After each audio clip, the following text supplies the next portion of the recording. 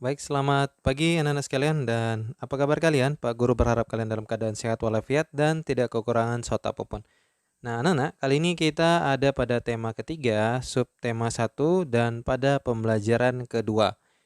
Kamu dapat melihat pada gambar ini, anak-anak ya, ada meja, ada pensil, ada lemari, ada kursi, dan ada rak buku.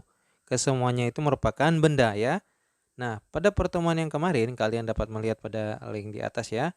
Nah, pada pertemuan kemarin kita telah belajar mengenai apa yang dinamakan dengan benda dan yang bukan benda. Ingat anak-anak bahwa syarat dari sebuah benda adalah dia memiliki massa ya, artinya bahwa dapat ditimbang ya. Nah, oke, anak-anak kita lanjut pada materi kita. Ya. Jadi, anak-anak, yang namanya benda itu terbuat dari berbagai bahan dasar ya. Bahan dasar seperti apa? Nah, untuk itu kita hari ini akan mempelajari bahan pembentuk dari benda ya. Nah, benda-benda di atas anak-anak, kalau kalian lihat bahwa ada lemari ya, ada meja, ada kursi, ada pensil, ada rak buku, kesemuanya itu terbuat dari kayu.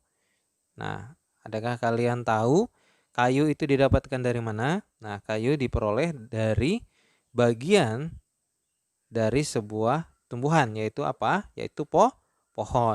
Adakah bahan penyusun lain daripada benda-benda yang ada di sekitar kita? Nah, tentu banyak ya.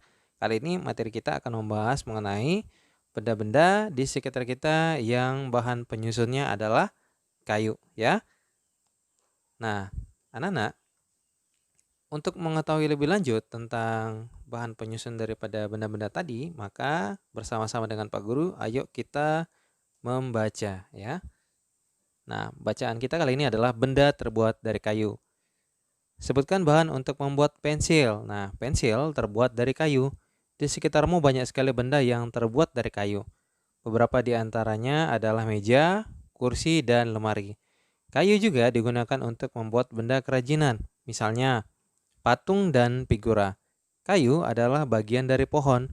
Untuk memperoleh kayu, kita harus menebang pohon, kemudian mengambil bagian batang untuk diolah menjadi berbagai macam benda. Nah, perubahan dari batang kayu menjadi benda-benda tersebut melalui proses yang berbeda-beda. Nah, pertama, pohon akan ditebang. Kemudian batang pohon yang telah ditebang disebut kayu gelondongan atau log. Kemudian, log dikirim ke pabrik atau pusat penggergajian. Pengiriman log menggunakan angkutan khusus seperti truk yang melalui darat atau kapal yang melalui sungai. Nah, setelah itu, log dipotong-potong sesuai keperluan. Untuk menghindari jamur dan serangga yang dapat menyerang kayu, maka kayu perlu dikeringkan. Caranya hanya dengan dijemur. Kayu dijemur sekitar 2 hingga 4 minggu. Setelah dijemur, kayu siap diolah sesuai dengan keperluan. Kayu dapat dipilih menjadi bahan dasar benda. Mengapa? Karena kayu mempunyai banyak keunggulan. Keunggulan kayu adalah mudah dibentuk. Beberapa benda yang terbuat dari kayu jati dapat bertahan sampai puluhan tahun, bahkan ratusan tahun. Kelemahan benda berbahan kayu adalah tidak tahan api, sehingga mudah terbakar. Namun, ada beberapa jenis kayu yang mudah terserang rayap atau serangga lainnya.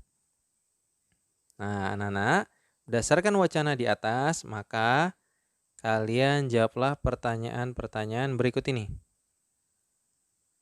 Nah, yang pertama, berapa lama waktu yang dibutuhkan untuk pengeringan kayu? Ya, waktu yang dibutuhkan adalah 2 sampai 4 minggu. Dan yang kedua, apa keunggulan benda yang terbuat dari kayu? Nah, keunggulan benda yang terbuat dari kayu adalah benda itu dapat dengan mudah dibentuk dan dapat bertahan lama hingga ratusan tahun. Apa kelemahan benda yang terbuat dari kayu? Ya, kelemahannya adalah kayu tidak tahan api sehingga mudah terbakar dan mudah diserang rayap pada jenis kayu tertentu. Pertanyaan yang berikut, tuliskan contoh benda-benda yang terbuat dari kayu. Apa saja anak-anak? Ya, contohnya adalah meja, kursi, pensil, lemari, jendela, pintu, dan lain sebagainya. Nah, anak-anak, kamu tadi telah membaca cara mengolah kayu. Nah, kayu dapat diolah menjadi benda-benda yang kita pakai dalam kehidupan kita sehari-hari. Nah, untuk itu, tugas bagi kalian adalah lengkapi dengan gambar pada kotak berikut dan buatkan pembuat gambar daripada pembuatan benda-benda dari kayu berdasarkan bacaan tadi. Nah, tentu gambar yang pertama adalah penebangan pohon dan gambar yang kedua adalah pengiriman log, ya. Penebangan pohon kalian dapat membuat gambarnya seperti ini dan pengiriman log seperti ini, ya. Ini adalah pengiriman log kayu melalui jalur darat, ya. Nah, kemudian yang berikut tentunya adalah pemotongan log dan pengiringan kayu. Seperti apa bentuknya? Ya, seperti ini ya anak-anak ya. Nah, anak-anak coba kalian perhatikan gambar yang ada di sekitar kelasmu dan kamu perhatikan adakah benda-benda yang terbuat dari kayu. Nah, setelah itu kalian tuliskan hasil pengamatanmu pada kolom yang telah disediakan ya. Nah, sudah kalian lihat anak-anak? Ya, benda yang pertama adalah lemari. Nah, apa kegunaan benda itu? Nah, kegunaan dari lemari adalah tempat menyimpan buku pelajaran. Nah, benda yang kedua adalah pensil. Nah, kegunaannya adalah untuk menggambar dan menulis. Benda yang ketiga adalah meja. Kegunaannya adalah tempat menulis dan menggambar. Benda yang keempat adalah papan tulis. Nah, kegunaannya adalah untuk menulis pelajaran yang diajarkan oleh guru. Dan yang kelima adalah kursi. Nah, kegunaannya adalah tempat untuk duduk saat belajar. Dan yang keenam adalah figura. Kegunaan bendanya adalah tempat untuk memasang gambar, ya. Biasanya figura yang ada dalam ruangan kelas kita itu tentu di depan kelas ada foto daripada presiden dan wakil presiden serta lambang daripada negara kita yaitu lambang burung Garuda. Nah, oke, anak-anak, saatnya bagi kalian untuk melakukan kegiatan diskusi. Nah, kalian dapat perhatikan gambar di sampingnya ya anak-anak ya, dan membaca ilustrasi yang akan Pak Guru bacakan juga ini ya. Nah, anak-anak, desa tempat tinggal Siti dan teman-teman mempunyai hutan. Nah, di dalam hutan tersebut terdapat beraneka jenis pohon. Nah, fungsi hutan antara lain untuk menyerap air hujan. Hutan menyimpan air hujan tersebut dalam jumlah yang banyak. Namun, ketika hutan digunduli, membuat aliran air terganggu. Hal ini menyebabkan air menggenang. Akhirnya, terjadi banjir yang mengalir ke pemukiman penduduk. Nah, kebutuhan benda dari kayu yang terus meningkat mengakibatkan kebutuhan akan bahan kayu terus meningkat. Setiap tahun, banyak pohon yang ditebang untuk mendapatkan kayu. Nah, terkadang ada sekelompok orang yang menebang pohon tanpa izin. Kegiatan ini disebut penebangan liar.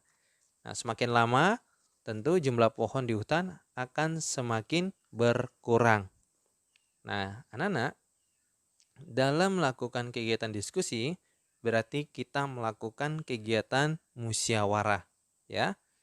Nah, musyawarah itu tujuannya adalah untuk membahas secara bersama-sama suatu masalah ya dengan tujuan mencapai keputusan bersama untuk menyelesaikan masalah tersebut. Nah, dalam kegiatan musyawarah ini ya, dalam kegiatan diskusi ini, kamu harus melakukannya dengan musyawarah ya. Nah, setiap siswa dibenarkan untuk ikut serta dalam musyawarah untuk mengambil sebuah keputusan. Dan setiap siswa dapat mengeluarkan pendapat, pikiran, dan pandangannya.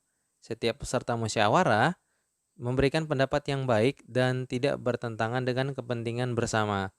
Nah, apabila mufakat telah tercapai, maka setiap peserta musyawarah wajib dengan ikhlas menerima dan melaksanakan keputusan tersebut dengan sebaik-baiknya. Nah, untuk itu lakukanlah kegiatan musyawarah. Nah, untuk itu anak-anak, musyawarah yang kalian lakukan adalah menjawab pertanyaan-pertanyaan berikut ini. Yang pertama, di desa Siti banyak penebangan liar. Bagaimana cara mengatasinya? Nah, apakah jawaban kalian anak-anak? Nah, tentu jawabannya adalah memberikan himbauan untuk tidak menebang hutan secara liar dan memberikan sanksi bagi penebang pohon, ya. Nah, yang kedua, apa yang terjadi jika penebangan liar tidak dihentikan? Nah, yang terjadi adalah akan terjadi tanah longsor dan banjir bandang. Dan yang ketiga, bagaimana cara mengembalikan hutan seperti semula? Nah, caranya adalah dengan melakukan kegiatan penghijauan atau reboisasi. Apa itu reboisasi? Yaitu penanaman kembali hutan yang telah rusak. Nah, anak-anak, setelah kalian mempelajari materi tadi, maka kalian hendaklah mencoba melakukan kegiatan yang Pak Guru tampilkan ini, ya. Nah, kayu anak-anak tidak hanya digunakan sebagai bahan baku untuk membuat meja, kursi, ataupun benda kerajinan. Kayu juga dapat digunakan untuk perlengkapan olahraga. Nah, seperti permainan bola kayu. Pada permainan bola kayu, perlengkapan yang digunakan adalah bola dan pemukul. Bola dan pemukulnya terbuat dari kayu. Nah, para pemain harus memukul bola menuju ke gawang kecil yang juga terbuat dari kayu. Nah, perhatikan gambar yang ada di bawah ini ya. Oke. Nah, sekarang anak-anak kita akan belajar bagaimana cara melakukan kegiatan menangkap dan melempar bola. Nah, tetapi bola kayu tidak digunakan untuk melempar maupun menangkap bola. Nah, mengapa? Karena bola kayu berat. Nah, kita akan bermain menggunakan bola yang terbuat dari plastik atau kulit sintesis. Mengapa? Karena bola ini lebih ringan ketika dilempar dan ditangkap. Di bawah ini ada latihan gerakan dasar melempar dan gerakan dasar menangkap bola. Sudah, anak-anak? Nah, gerakan kombinasi melempar dan menangkap adalah seperti ini. Ya.